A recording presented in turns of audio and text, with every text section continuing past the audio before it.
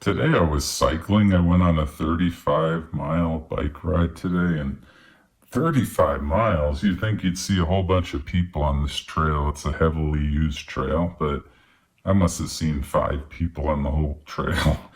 And it made me think, I was thinking, like, imagine that other people didn't exist in this simulation that we exist in. Imagine there were no other people. And imagine how that lack of reference would confuse you. Like, I'd be cycling down the path, and I don't know if I'm a plebe. I don't know if I'm, Mick Jagger or Bill Gates or God. I don't know what I am. I don't know if I'm me, Bouchard, or like a plebe. Like, I don't know. But the moment you interact with another person, you get reference. Like, I could say to this person, not that I would say this, but I could say, like, oh, hey, I'm God. And they could say, no, asshole, I have a Bible over here, that's God. So the moment you interact with a person, suddenly that criticism, the ability to get criticism, the ability to get reference, it puts you in check. Like, it makes you think. Makes you think about your place in the world, what you are, what you aren't. I know I'm not God. How do I know that? Because other people have told me.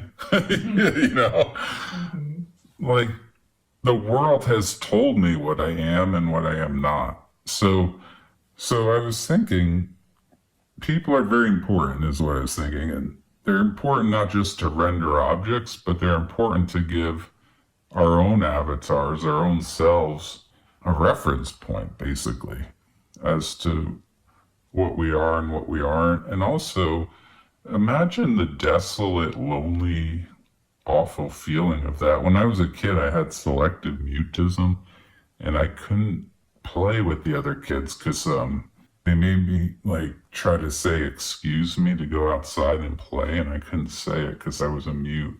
I couldn't go out and play with them, and the teacher would put me in the window and point out there to the kids and say, look, you could be out there. I wanted to be out there. I didn't want to be alone.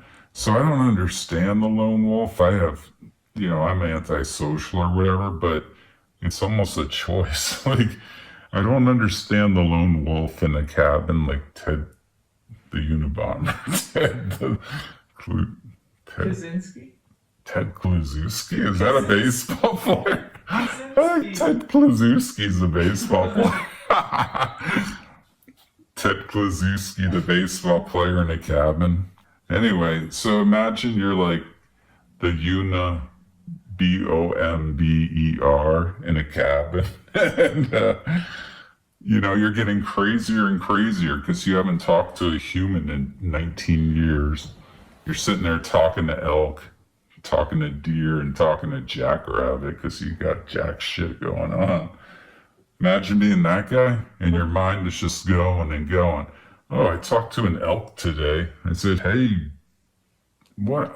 I don't even know what you'd say to an elk, but it can't give you reference. No. It doesn't have the ability to tell you critically, you're this or you're that. This thought of yours is good, this thought of yours is bad. Without that element, you lose your mind. Yeah. And that's why people in solitary go crazy in prison. So I thought all of this on the it's a very relaxing bike ride.